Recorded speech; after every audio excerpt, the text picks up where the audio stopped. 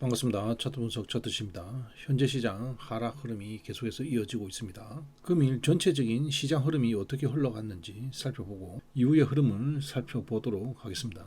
현재의 장소는 19일 날 일본 금리 인상을 앞두고 있죠. 유동성 문제가 있는 그러한 배경 하에서 미증시의 흐름이 한번 하락을 하고 다시 코인 흐름이 한번 하락하고 순환매로 번갈아 가면서 하락을 주면서 충격을 주고 있습니다. 이러한 상황이기 때문에 증시가 조정장으로 들어가는 건지 아닌지 파악하기가 상당히 힘든 그러한 상태죠. 금일은 풀이장에서 상승 흐름이 있었죠. 새벽에 마이크론 실적 발표가 있기 때문에 이러한 기대감을 안고 상승 흐름이 일어났다 이렇게 보면서 대부분 매수 흐름을 가져갔다 이렇게 볼 수가 있겠죠. 자, 이렇게 대부분의 투자자들의 심리를 상방으로 세뇌들 시켜 놓은 다음에 오라클 문제를 터뜨려서 하락 흐름이 있었습니다. 기존의 오라클과 브로드컴이 하락을 할 때 반도체 ETF 정도만 하락이 있었죠. 근데 이번에 하락은 구글과 엔비디아가 같이 하락을 했다라는 것이죠. 하락 주도주가 발생을 했다라는 것입니다. 멤버십에서 올린 중계 일지를 가지고 오늘의 흐름을 계속해서 추적 한번 해보도록 하겠습니다. 전일 흐름은 기준선이 역별되어 있고 이격이 많이 벌어져 있는 상태에서 추가 하락은 일어나지 않고 행보 과정이 있었습니다. 이렇기 때문에 오전장 시작하자마자 기준선이 정배열되어 있는 상황으로 진입을 하게 됩니다. 그렇기 때문에 매수를 한 것이고 정배열대로 캔들이 계속해서 상승 흐름을 이어갔죠.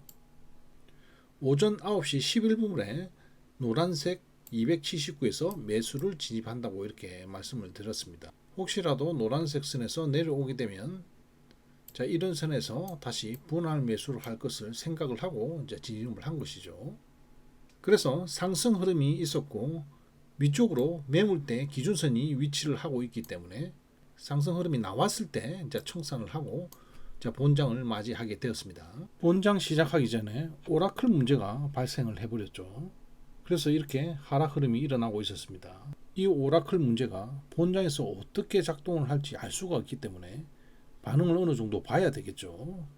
그런데 00C가 마감이 되고 이평선을 이탈하는 기준 음봉이 이렇게 발생을 합니다. 하지만 노란색 선을 이탈하지 않았기 때문에 이것을 하락의 큰 그림으로는 가져갈 수가 없는 상태죠. 그래서 추가적으로 더 하락했을 때 이 부분에서 분할 매수할 것을 이렇게 생각을 하고 있었습니다. 그런데 생뚱맞게 비트코인이 급등하는 흐름이 발생을 합니다. 비트코인이 급등을 했지만 22평선에서 저항을 맞습니다. 더 이상 상승할 수가 없는 상태죠. 이러한 상태에서 나스닥 10분봉이 노란색 선을 계속해서 유지를 하다가 비트코인의 상승 흐름 때문에 나스닥 흐름이 노란색 선에서 지지 흐름이 나오다가 저항에 부딪히자마자 급락하는 흐름이 발생을 하게 됩니다. 노란색 선을 완전히 이탈하는 흐름이죠. 그리고 60분봉 상에서 1차 기준선을 터치를 합니다. 반등을 하는데 반등이 미약하다는 것이죠. 그리고 반도체 부분을 보면 반도체 ETF가 지지선을 이탈하게 됩니다. 그리고 일봉 차트를 보게 되면 경계선 지역을 내려갔다가 다시 회복했는데 회복을 했으면 위쪽에서 이렇게 머물러야 되죠. 다시 이탈하게 되면 안 된다라는 것입니다. 이러한 부분들 때문에 반등 매매를 취소를 하게 됩니다. 00시 41분이 되겠습니다. 금일 빅테크의 흐름을 보게 되면 오라클이 문제가 생겨서 하락 흐름이 촉발되었는데요. 문제는 알파벳하고 엔비디아가 하락 흐름이 계속해서 확대되는 현상이 발생을 했죠. 빅테크의 가장 주도적인 역할을 하는 두 개의 종목이 하락 흐름이 강해지면서 반도체 ETF의 가장 강력한 지지선이 있는 부분을 이탈하게 됩니다. 이렇기 때문에 지수가 완전히 박살이 나는 것이죠. 그리고 두 번째는 새벽에 마이크론 실적 발표가 있습니다. 마이크론은 당연히 실적이 좋을 것이라고 예감을 했고 지수 또한 풀이장에서 계속 상승 흐름이 있었기 때문에 대부분이 반등의 흐름으로 예상을 하고 있었던 것입니다. 이 부분이 가장 크죠. 이렇게 세뇌가 당해 있을 때 이런 하락 흐름이 나타나게 되면 물타기를 할 수밖에 없는 것이죠. 그래서 큰 손실로 이어지면서 매매가 매우 힘들어지는 것입니다. 앞에서 설명드렸다시피 기준선이 정비열되어 있기 때문에 저희도 매수 방향을 봤습니다. 시장의 여러 저항을 살펴가면서 기준선에서의 흐름을 더욱더 자세히 보게 되는 것이죠. 그래서 이 부분에서 반등이 미약을 했고 하락 주도주가 이렇게 존재를 하기 때문에 반등 매매를 하지를 않았던 것이고 큰 손실을 피해 갈 수가 있었습니다. 지수 매매를 하다 보면 이러한 생뚱맞은 흐름이 발생을 할 때 손실을 입지 않아야지 되는 겁니다.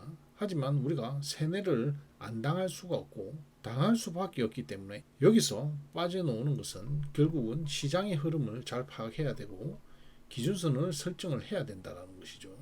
그렇지 않으면 계속해서 자기 확신이 들기 때문에 큰 손실을 보게 된다는 것입니다. 금일도 오전에 매수로 한 500 정도를 벌었습니다. 열리고 매수로 진입한 것이 손절이 나가면서 매매를 중단할 수가 있었고 수익을 지킬 수가 있었습니다. 다음 전체 흐름을 살펴보도록 하겠습니다. 살펴보기 전에 그전 분석 영상을 먼저 보고 설명을 하도록 하겠습니다. 큰 흐름인 나스닥 월봉 차트부터 살펴보도록 하겠습니다. 그전 영상에서 12월 예상 캔들을 할 때 우리가 이 부분을 살펴봤습니다. 12월 달 캔들이 위쪽으로 올라가면서 이렇게 하락하면서 도치 형태가 나올 수 있고 음봉이 나올 수가 있고 이러한 형태가 나올 수 있고 이런 식으로 상승하는 형태는 이례적으로 나올 수가 있다 이렇게 설명을 드렸었죠. 그러면 현재의 상태에서는 이 부분은 물 건너가게 된 것이고 안 좋게 놓으면 이러한 형태가 나올 것이고 그나마 좋게 놓는다면 이렇게 도치 형태 아니면 이런 양봉 도치 정도 수준으로 마감될 가능성이 높죠. 현재 12월 캔들의 모습입니다. 12월 달 시작하자마자 하락하다가 상승 흐름이 있었죠. 그리고 고점을 찍고 다시 하락한 그러한 상태입니다. 이러한 상태이기 때문에 12월 캔들 마감은 잘하면 이렇게 되는 것이고 최악의 경우는 이런 식으로 영망치형 음봉이 발생을 할 수가 있겠죠. 이러한 형태로 마감될 것으로 보고 있으나 이러한 부분까지도 대비를 해야 되겠죠. 현재 보이는 것이 S&P 월봉 차트입니다. 밑에 나스닥 월봉 차트가 되겠습니다. 오른쪽은 일봉 차트가 되겠는데요. 먼저 앞에서 하락 흐름이 이렇게 계속해서 발생을 했죠. 이 부분을 터치를 하고 반등이 이렇게 크게 일어났는데요. 이것은 S&P의 월봉 차트 선이 되겠습니다. 이 선에서 지지 흐름이 나타났다라는 것이죠. 그래서 반등 흐름이 있었는데요. 중요한 S&P의 5월선이 위치한 이 선을 현재 이탈하고 있습니다. 앞에서 분석했던 월봉의 최고로 안 좋은 모습의 형태로 지금 흐르고 있다 이렇게 볼 수가 있는 것이죠. 다음은 주봉 차트입니다. 현재 20주선에서 이렇게 걸려서 지수 흐름이 방어를 하고 있습니다. 이번까지 이탈한다면 월봉 캔들의 흐름이 더 커질 수도 있다 이렇게 볼 수가 있겠죠. 하지만 이 선은 유지를 시켜주고 금요일날 일본의 금리 인상 부분이 완만하게 해결된다면 일본발 악재의 큰 축이 없어지기 때문에 저가 매수세에 의한 반등 흐름도 나타날 수 있다 이렇게 봅니다.